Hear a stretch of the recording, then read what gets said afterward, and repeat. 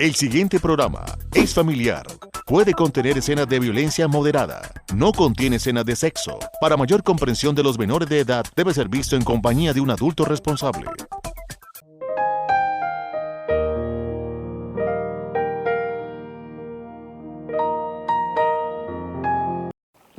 Televidentes amigos, sean bienvenidos a esta emisión de Reflexiones, un programa el cual basamos en la palabra de Dios para traer un mensaje a su vida, a su familia, que en estos tiempos necesitamos de la palabra de Dios para ser guiados en todo lo que hacemos. En esta oportunidad el pastor Eliseo ha preparado un tema y lo quiere compartir con nosotros y lo ha titulado Dejémonos guiar. Quédese con nosotros.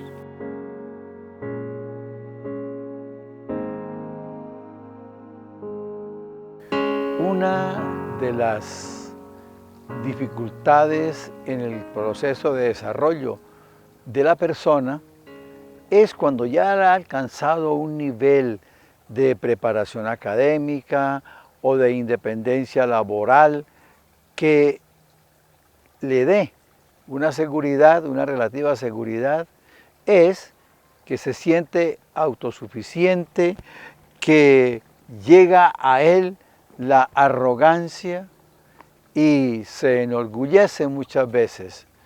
Y esa situación hace que no permita que alguien le oriente, que alguien le muestre de pronto un mejor camino para lo que hace.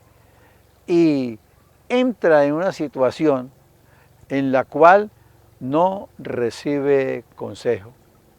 Y entonces aparecen expresiones: yo sé lo que hago, yo sé lo que estoy haciendo, es mi vida, y en lo privado de mi vida no me gusta que se entrometan.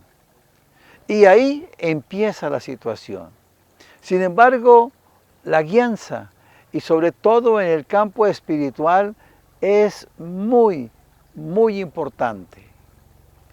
En el capítulo 2 del Evangelio de San Mateo está la narración de 3 hombres que, a pesar de su posición, a pesar seguramente de sus conocimientos, se dejaron guiar.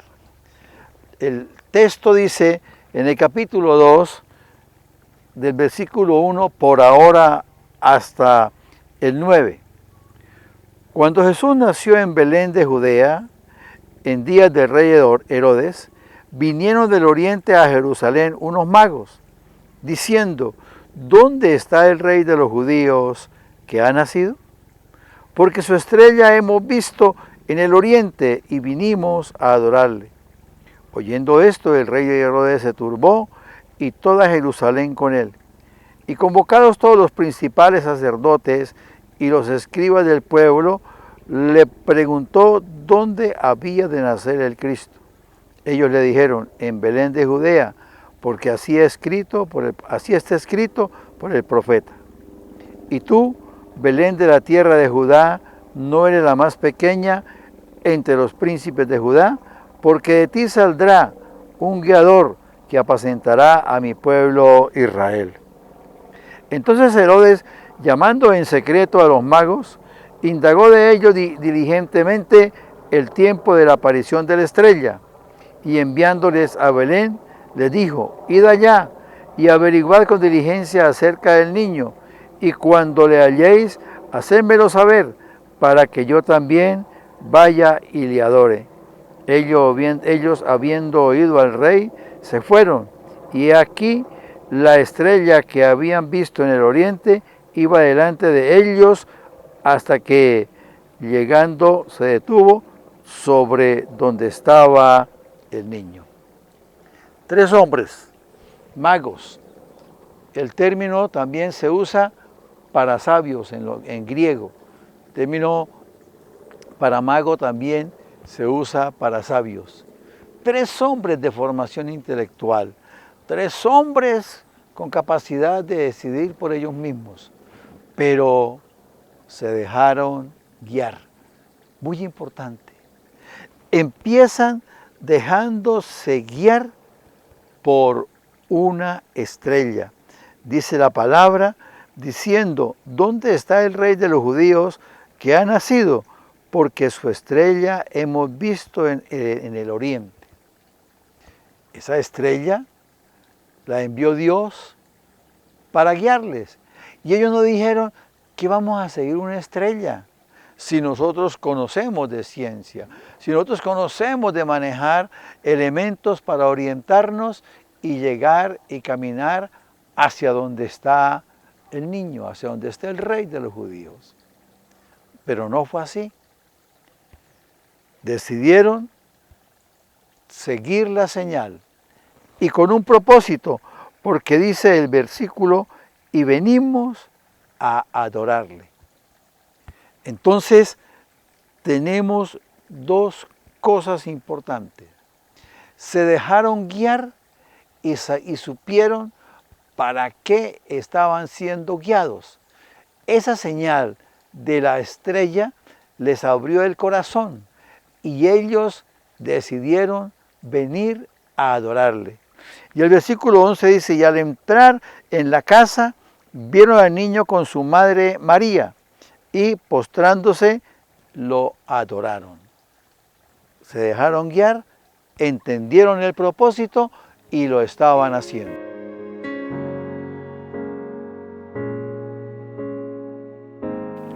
Un libro especial.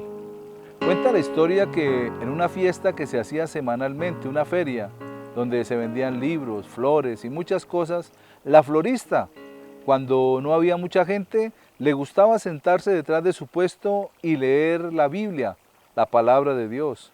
De repente llegó un cliente, que siempre era habitual que fuera, y le había comprado en varias oportunidades flores a esta mujer.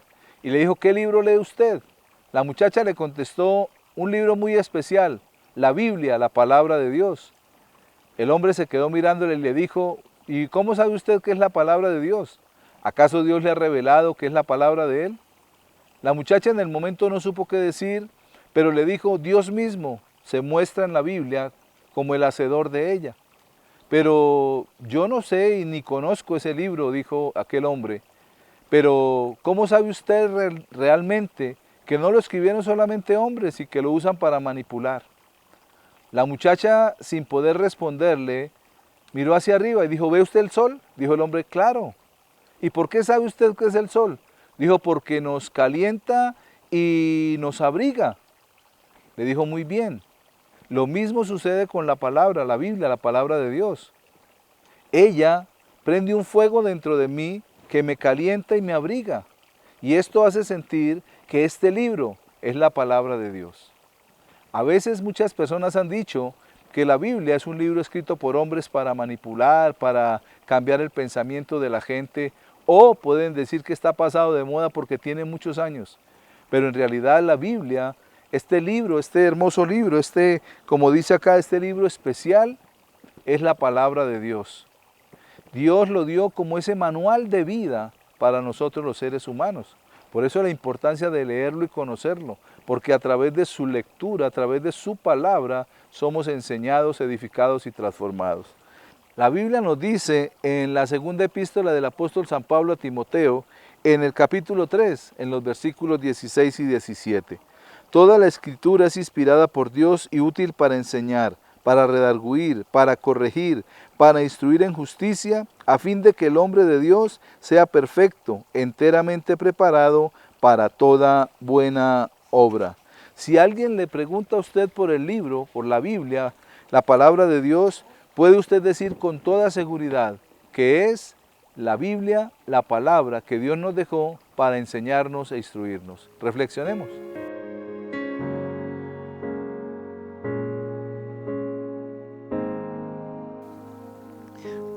Al haber cumplido el propósito de llegar y adorar al niño,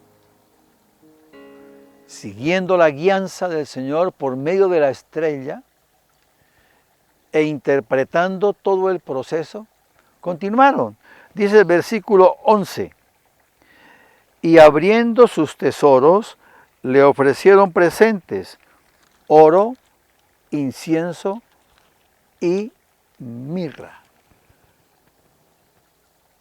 Llegaron con detalles, llegaron con presente a la presencia de Dios. En esa época lo hicieron como una adoración y llevaron oro porque era un rey. Llevaron incienso porque era una divinidad y llevaron mirra para recordarle que iba a morir, que iba a pasar por el sufrimiento. Desde siempre, desde niño, el Señor ha recibido reconocimiento. El Señor ha recibido ofrenda. Entonces, que nosotros en las iglesias aportemos para la obra de Dios no es, como muchos dicen, invento de pastores. No. Puede ser que algunos se equivoquen, pero no es una gran mayoría. Al contrario, una gran mayoría trabajamos para que la obra de Dios crezca. Y el Señor se goza cuando se le presentan detalles, cuando se le traen signos de adoración. Los sabios se dejaron guiar. A Herodes le había preocupado el nacimiento de un rey. A Herodes le había preocupado que naciera un rey para los judíos. Y si él llamó para preguntar dónde había nacido o dónde había de nacer, no era con ánimo de adorarle, como él dice, no. Era buscando la manera de conocer el lugar y luego mandarle quitar la vida, luego quitarle de en medio. Los sabios habían recibido hasta ahí la guianza, y después de adorar, y después de presentar los detalles, con seguridad iban a regresar, siguiendo la instrucción, regresen y me dicen dónde está. Pero el versículo 12 de ese capítulo 2 del Evangelio de San Mateo dice: pero siendo avisados por revelación en sueños que no volviesen a Herodes, regresaron a su tierra por otro camino. Nuevamente estos hombres sabios, inteligentes, son guiados por el Señor. Le dice el Señor, no regresen por ese camino. No les conviene, porque van a tener que encontrarse con el rey y enfrentar circunstancias. A lo mejor los hicieran devolver o de pronto les pasara algo. Entonces, vayan por otro lado.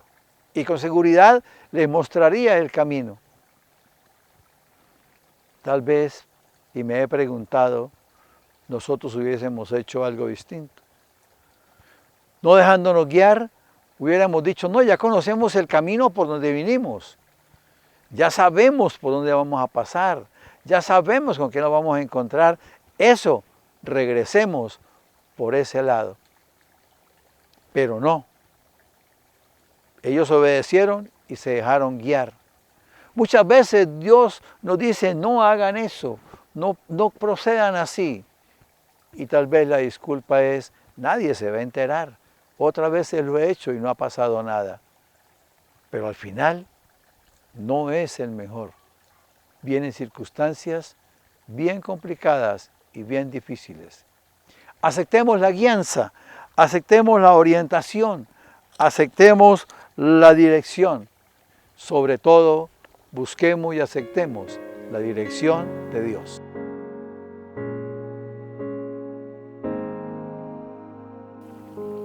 Con este tema que nos comparte el pastor Eliseo, es muy interesante poder comprender cómo aquellos hombres que no eran astrólogos, como algunos dicen, otros dicen que eran magos, dice la Biblia que eran astrónomos, hombres que conocían los astros, las estrellas, y se dejaban guiar por ellas.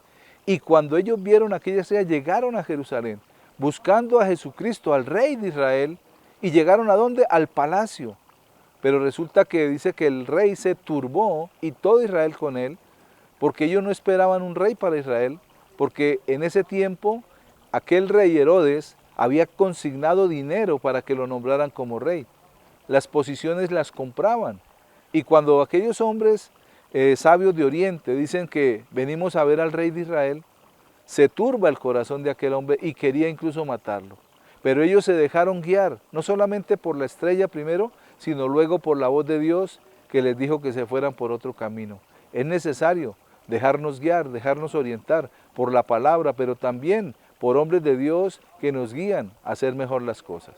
Vamos a unos mensajes de interés y ya regresamos con reflexiones.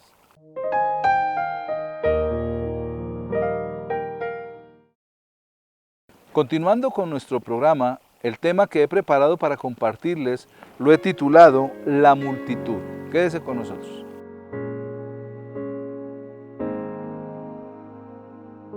Hay un término que se utiliza muy a menudo por las personas y ese término es un proverbio latino y dice Vox Populi, Vox Dei, que significa la voz del pueblo es la voz de Dios. Es decir, que cuando lo que el pueblo decide de común acuerdo debe imponerse como si fuera la voluntad de Dios.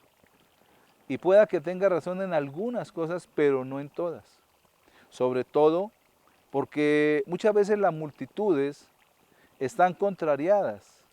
Y Dios nos dice que no nos dejemos guiar por lo que piensan las multitudes, porque muchas veces pueden estar equivocadas y tomar decisiones que no sean las mejores.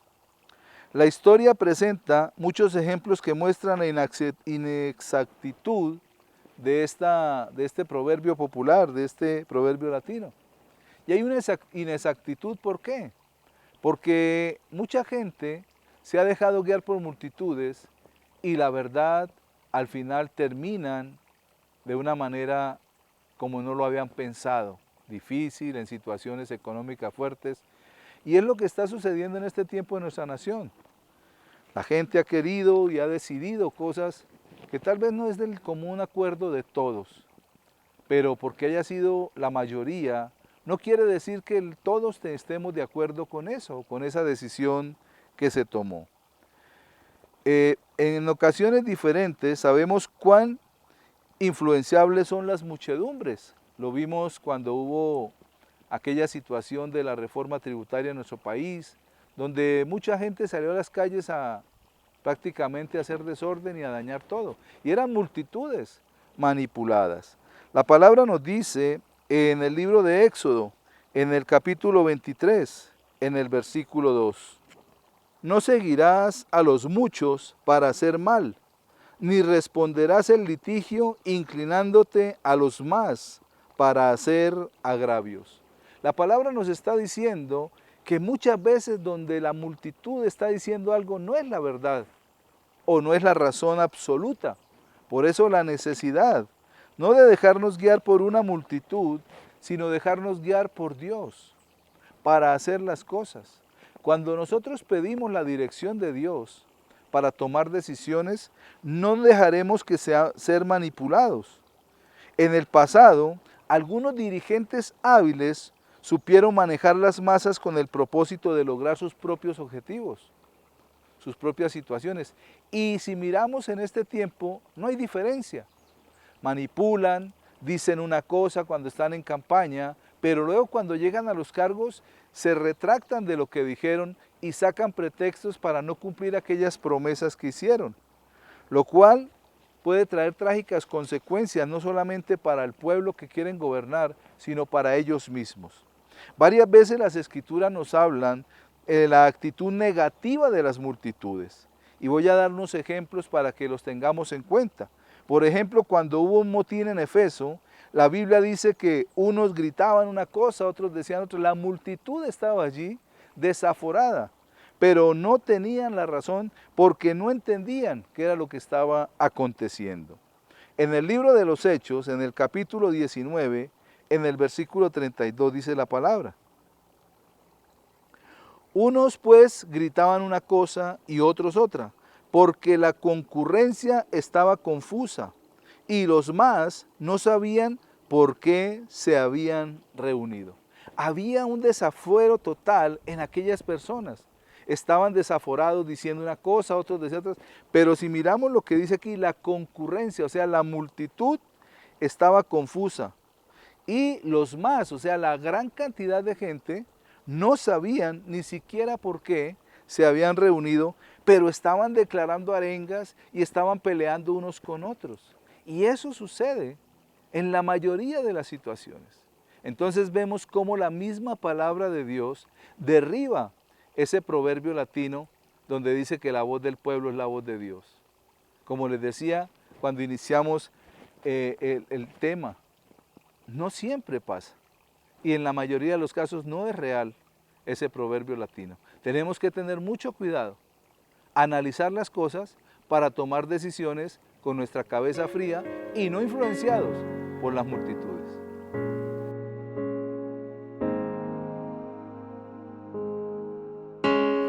La verdadera hermosura.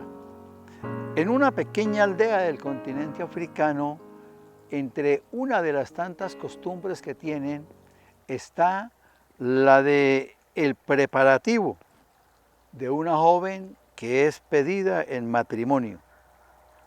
Ella tiene que ser sometida a un periodo de belleza. Se comienza este periodo días antes de la boda y consiste en que la novia tiene que pasar un tiempo sola en casa comiendo y tomando leche, comiendo bien y tomando leche. El propósito es uno, que ella gane suficiente peso, que llegue con unos kilos que representen su robustez. ¿Y cuál es la razón de este proceso? El esposo necesita que su esposa esté muy bien de peso para demostrar que en su casa hay abundancia, que en su casa hay comida. Porque si fuese una mujer delgada, entonces lo criticarían y harían murmuración de que la tiene aguantando hambre, de que en esa casa no hay de comer. Si miramos en la actualidad, sería algo que tiene muchísima diferencia con los conceptos de hoy. Pero sea con los conceptos de esa aldea o con los conceptos de hoy de la belleza exterior, hay una belleza que es mucho más importante y es la hermosura interior. Lo que hay adentro. En el primer libro de Samuel, en el capítulo 16, versículo 7, dice: y Jehová respondió a Samuel: no mires a su parecer, ni a lo grande de su estatura, porque yo lo desecho. Porque Jehová no mira lo que mira el hombre, pues el hombre mira lo que está delante de sus ojos, pero Jehová mira el corazón.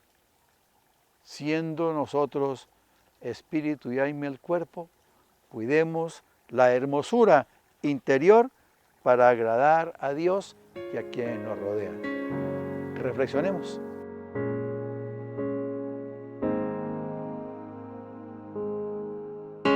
Otro ejemplo que podemos traer a colación es lo que sucedió en el libro de Éxodo también. Cuando Moisés subió al monte a recibir las tablas de la ley y el pueblo se desaforó porque no venían.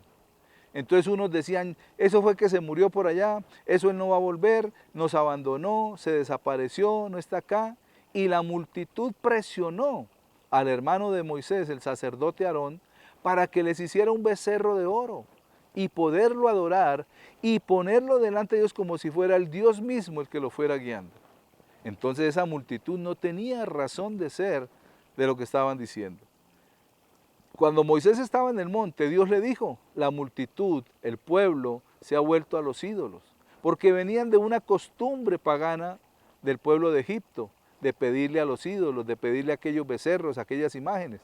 Entonces ellos buscaron la forma de solucionar por su propia fuerza eso, y la multitud presionó de una manera tal que se terminó haciendo ese becerro, pero vemos al final cómo esta situación condujo a la muerte de muchos de aquellos por la desobediencia hacia Dios.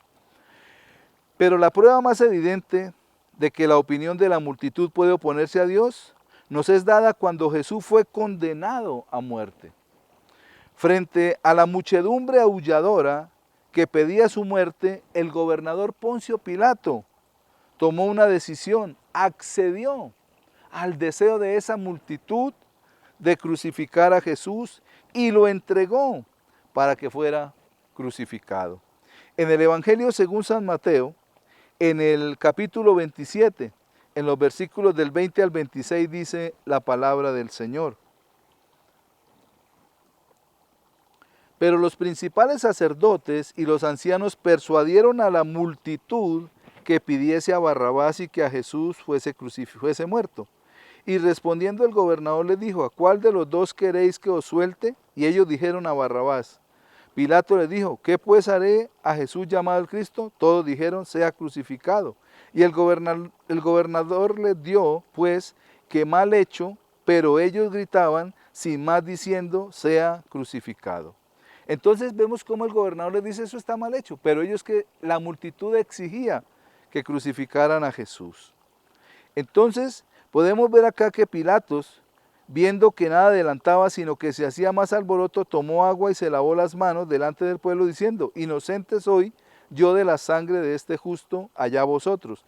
Y respondió todo el pueblo y dijo, su sangre sea sobre nosotros y sobre nuestros hijos. Entonces le soltó a Barrabás, y habiendo azotado a Jesús, le entregó para ser crucificado. Entonces vemos allí cómo aquella multitud que el domingo anterior, o el día anterior, en la entrada triunfal a Jerusalén, lo que llaman popularmente el Domingo de Ramos, todos decían, Hosana al Hijo de David, pero luego, 5 días más adelante, estaban diciendo, crucifíquelo, crucifíquelo, crucifíquelo. Entonces vemos cómo las multitudes son muy manipulables. Por eso nosotros, como seres pensantes, no podemos dejarnos manipular por una multitud. ¿Por qué? Porque sabemos que la palabra de Dios nos puede dar una guía mejor, y si nosotros le pedimos a Él, Él nos va a dar un mayor entendimiento que el que le da a las multitudes.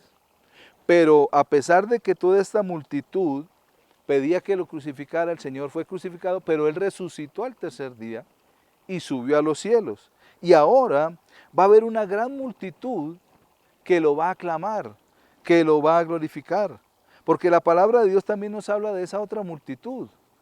Se trata del conjunto de los creyentes que han sido rescatados por el sacrificio de Cristo, por la obra del Señor Jesús completa y acabada en la cruz del Calvario. Llegará el día en que adorarán y darán gracias al Señor en perfecta unanimidad. En el libro de Apocalipsis, en el capítulo 7, en los versículos del 9 al 10, dice la palabra del Señor. Después de esto miré, y he aquí una gran multitud, la cual nadie podía contar, de todas naciones, tribus y pueblos y lenguas, que estaban delante del trono y en la presencia del Cordero, vestidos de ropas blancas y con palmas en las manos, y clamaban a gran voz diciendo, la salvación pertenece a nuestro Dios, que está sentado en el trono y al Cordero. Al final de los tiempos habrá una gran multitud que sí tendrá la razón de ser, que sí será la voluntad de Dios, porque será el tiempo de adorar a Jesucristo, el que resucitó, el Cordero inmolado, el Hijo de Dios, el que vive por siempre y para siempre. En muchas ocasiones pensamos que la mayoría de lo que dice la gente es verdad, pero debemos analizar las cosas antes de salir a gritar o a ofender a alguien, porque muchos lo están haciendo. Seamos conscientes de que no siempre toda la multitud tiene la razón, sino que en la mayoría de los casos viven equivocados. Pensemos y analicemos las cosas y actuemos conforme a la verdad y a la justicia de Dios. Amable teleaudiencia, de esta manera llegamos al final de esta emisión. Nos vemos en una próxima oportunidad. Que Dios les bendiga.